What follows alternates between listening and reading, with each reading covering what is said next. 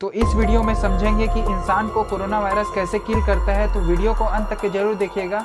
चलिए वीडियो को स्टार्ट करते हैं। How to corona virus kills.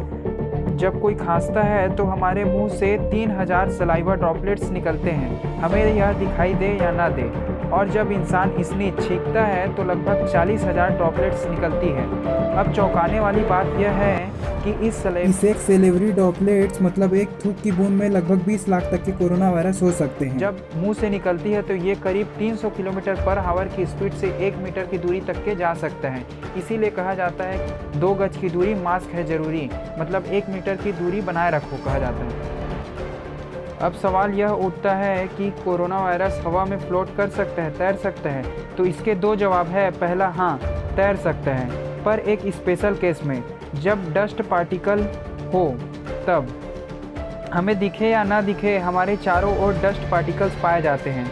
तो जैसे ही कोरोना वायरस से इन्फेक्टेड इंसान ड्रॉपलेट्स को निकालेगा तो ये वायरस उन डस्ट पार्टिकल में बैठ जाएगा और वो वहाँ पर 2 से 3 घंटे तक के रह सकता है। और जैसे ही वहाँ से कोई इंसान गुजरेगा, नॉन इन्फेक्टेड इंसान जो है गुजरेगा, तो उस ड्रॉपलेट्स को इनहेट कर लेगा और वह इन्फेक्टेड हो जाएगा।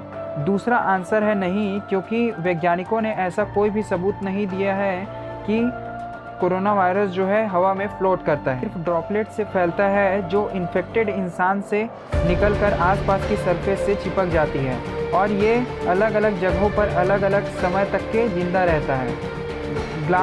कांच के ग्लास में यह वायरस 96 आवर तक के रह सकता है, प्लास्टिक और स्टील पे यह 72 आवर्स तक के रह सकता है और कार्डबोर्ड में यह 24 घंटे तक के रहता है। अब जैसे ही कोई नॉन इन्फेक्टेड इंसान इस सरफेस के टच में आएगा और वह अपने हाथ को कान या फिर नाक मुंह पर टच करेगा तो वह भी इन्फेक्टेड हो जाएगा। समझने से पहले कि हमारा शरीर कोरोना वायरस से कैसे इन्फेक्टेड होता है, उससे पहले यह समझना पड़ेगा कि हमारा लंग्स जो है कैसे काम करता है। तो हर इंसान में 2 लंग्स होते हैं और इसे कहा जाता है विंड पाइप, यानी कि सांस लेने वाली नली। तो लंग्स तक के पहुँचते पहुँचते ये 2 ब्रांच में बढ़ जाती है जिसे ब्रोंकाई कहा जाता है, और ये आगे बढ़कर के बढ़ जाता है जिसे ब्रोंक्यूल्स कहा जाता है। और इस ब्रोंक्यूल्स के लास्ट भाग में एल्वियोलाई पाया जाता है और ये एल्वियोलाई फ्लेक्सिबल होता है। फ्लेक्सिबल का मतलब है कि इसमें सिकुड़ने और फैलने की क्षमता होती है। जब हम सांस लेते हैं तो वह इन्फ्लेट मतलब फूल जाती है और जब सांस को बाहर निकालते हैं तो वह सिकुड़ जाती है, डिफ्लेट हो जाती है। हमारे दोनों लंग्स में लगभग 60 करोड़ एल्वियोलाई होता है। एल्वियोलाई पूरी तरीके से कैपिलरी सेल से बनी होती है। ये वही सेल होती है जिससे हमारा ब्लड सप्लाई होती है। खास बात यह है कि ये कैपिलरी पाइप की वॉल इतनी पतली होती है कि इसमें ऑक्सीजन और CO2 भी आर पार कर सकते हैं। अब ध्यान से समझना, जितनी भी CO2 होती है वह कैपिलरी से एल्वियोलाई में चली जाती है और श्वास के थ्रू बाहर छोड़ दिया जाता है। ऑक्सीजन होता है वह एल्वियोलाई से कैपिलरीज में भेज दिया जाता है और वहाँ से वह पूरी बॉडी में भेज दिया जाता है, सप्लाई कर दिया जाता है। आपने पढ़ा होगा कि हमारा पूरा शरीर सेल से बनी होती है, तो ये एल्वियोलाई जो कि हमारे सेल्स की एंडिंग होती है वो भी सेल से बनी होती है। ब्रोंकाई, ब्रोंक्यूल्स ये भी सेल्स से बने होते हैं। यदि बॉडी के किसी पार्ट को जूम करके देखा जाए तो ये जो सेल्स होते हैं वो इस तरीके से दिखाई देंगे। सेल्स जो होती है वह हमारे बॉडी की सबसे छोटी यूनिट होती है। हमारे शरीर में 37 लाख करोड़ सेल्स जो है पाए जाते हैं और इन्हीं सेल्स से मिल करके हमारा पूरा बॉडी जो है बनता है। हमारे सेल में सेल मेम्ब्रेन पाई जाती है। सारा खेल इसी का है। जब वायरस इस सेल के अंदर चला गया तो वह अपनी करोड़ों कॉपी बना लेगा। अधिकतर केस में ये वायरस लंग्स के सेल में ही अटैक करता है। तो ऐसा क्यों? हाथ की सेल में, ब्रेन की सेल में, स्टमक की सेल में यह अटैक क्यों नहीं करता? क्योंकि लंग्स के बाउंड्री वाले सेल पर ही H2 रिसेप्टर सेल पाई जाती है।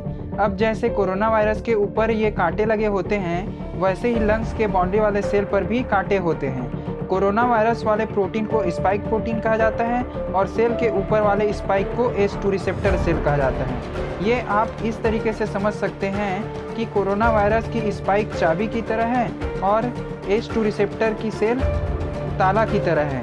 यही कारण है कि कोरोना वायरस लंग्स की सेल पर ही अटैक करता है, क्योंकि कोरोना वायरस की चाबी का सही ताला लंग्स की सेल पर होती है। अब ध्यान रखने वाली बात यह है कि हमारी सेल मेम्ब्रेन सेमी परमेबल होती है। इसका मतलब है कि आसपास की सभी चीज़ें सेल के अंदर नहीं जाएगी, कुछ ही चीज़ें अंदर जा सकती है।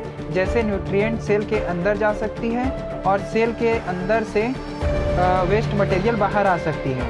अब जैसे ही कोरोना वायरस सेल की H2 रिसेप्टर सेल से जा कर के लॉक होती है, वैसे ही सेल उसे अंदर कर देता है फेवरेबल समझ के। और जैसे ही कोरोना वायरस सेल के अंदर जाता है, समझो वहीं से तबाही शुरू। अब कोरोना वायरस की आरएनए सेल के अंदर डायरेक्ट ट्रांसफ़र कर देगा और पूरे सेल को हाईजैक कर देता है। आसान भाषा में कहूँ तो कोरोना वायरस सेल को कहेगा कि जो तू कर रहा है वो बंद कर, अब जो मैं कहूँगा वो तेरे को करना पड़ेगा, तू मेरी कॉपी बना। कोरोना वायरस के आरएनए के अंदर कॉपीज़ बनाने की जीनोमिक कोड होती है और यह कुछ ही दिनों में कोरोना वायरस की लाखों करोड़ों कॉपीज़ बना देगा। और सेल में कम स्पेस होने की वजह से और भी दूसरे कारणों की वजह से सेल खुद को डिस्ट्रॉय कर देता है। अब मान लो कोरोना वायरस किसी के बॉडी में 5 तारीख को एंटर किया है, तो सबसे पहले इन्फेक्शन पहुंचाने में या फिर यह कहे कि सेल के अंदर करोड़ों कॉपीज़ बनाकर डिस्ट्रॉय होने में लगभग 2 से 10 दिन लग जाता है। इसी समय को इंक्यूबेशन पीरियड कहते हैं। यही सबसे बड़ा कारण है कि कोरोना वायरस इतनी तेज़ी से पूरी दुनिया में फैल रहा है। यानी ऐसा बिल्कुल हो सकता है कि आपके सामने खड़ा व्यक्ति कोरोना वायरस से इन्फेक्टेड हो, पर आपको यह पता ही नहीं चले, क्योंकि उसे बुखार सर्दी जैसे सिम्टम्स नहीं आ रहे हैं। या फिर ये कहें कि वो इंक्यूबेशन पीरियड में है, तो आपको यह लग रहा है कि सामने वाला व्यक्ति कोरोना वायरस से इन्फेक्टेड नहीं है और उनसे आप 1 मीटर की दूरी बनाए ही इंटरेक्ट कर रहे हैं।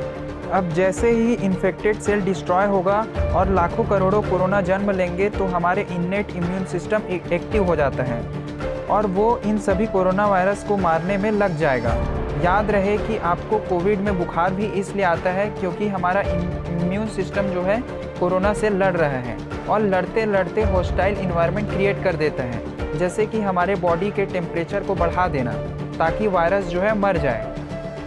यंग लोग कोरोना से क्यों रिकवर हो जा रहे हैं, इसके पीछे का साइंस को समझते हैं। जब कोरोना वायरस और इम्यून सिस्टम का लड़ाई हो रही होती है, तो उस टाइम हमारा एडवांस इम्यून सिस्टम एक्टिवेट हो जाता है, जिसे एडेप्टिव इम्यून सिस्टम भी कहते हैं। वो फिर जल्दी से एंटीबॉडीज़ रिलीज़ करना शुरू कर देता है। ये एंटीबॉडीज़ कोरोना वायरस के स्पाइक प्रोटीन से जाकर कनेक्ट हो जाता है।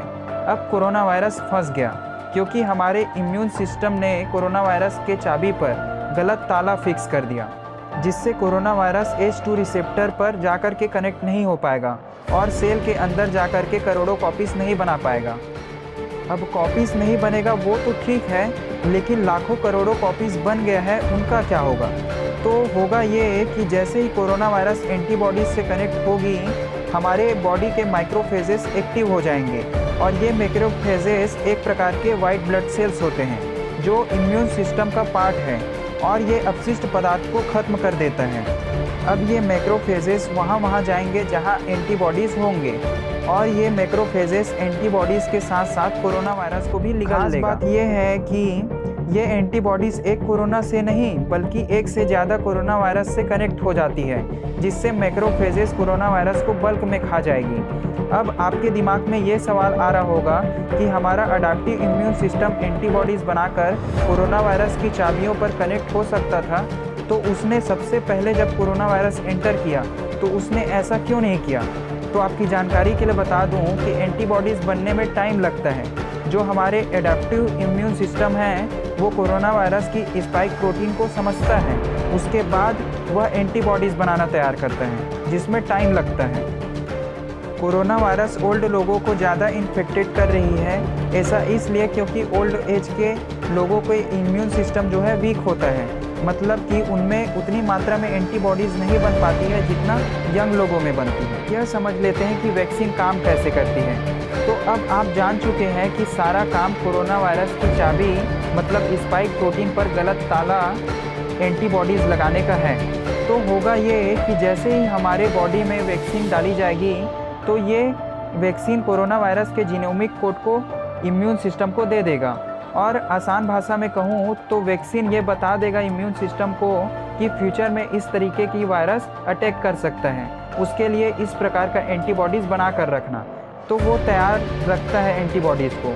जैसे ही कोरोना वायरस बॉडी में एंटर करेगा तो इससे पहले कि वह सेल में घुस करके करोड़ों कॉपीज़ बना ले, तुरंत हमारा इम्यून सिस्टम एंटीबॉडीज़ रिलीज़ कर देगा, जो कोरोना वायरस की स्पाइक प्रोटीन से जाकर जुड़ जाएगा और वह लाखों करोड़ों कॉपीज़ नहीं बना पाएगा। कोरोना वायरस से बुखार क्यों होता है ये तो समझ में आ गया, लेकिन ये ब्रीथिंग में क्यों प्रॉब्लम होती है ये समझ में नहीं आया। तो आपको पहले ही बताया गया था कि जब सेल के अंदर कोरोना वायरस बहुत सारी कॉपीज़ बनाती है तो वह सेल फट जाती है। तो ऐसे लाखों करोड़ों सेल डिस्ट्रॉय होने से, इम्यून सिस्टम और कोरोना वायरस की लड़ाई होने से एल्वुलाई में पस इकट्ठा हो जाते हैं। और आप जानते ही होंगे कि एल्वुलाई ही गैसों में एक्सचेंज करता है, तो वहाँ पस इकट्ठा होने की वजह से गैस अच्छे से एक्सचेंज नहीं हो पाती, इसी कारण से ब्रीथिंग में प्रॉब्लम आती है। तो उम्मीद करता हूँ कि सारे क्वेश्चन के आंसर आपको मिल चुके होंगे कोरोना वायरस से रिलेटेड। वीडियो को दूसरे के साथ शेयर करिए ताकि ज़्यादा से ज़्यादा लोग इन इन्फॉर्मेशन को जान सकें और कोरोना वायरस के प्रति जागरूक हो सके। तो मिलते हैं अगले वीडियो में।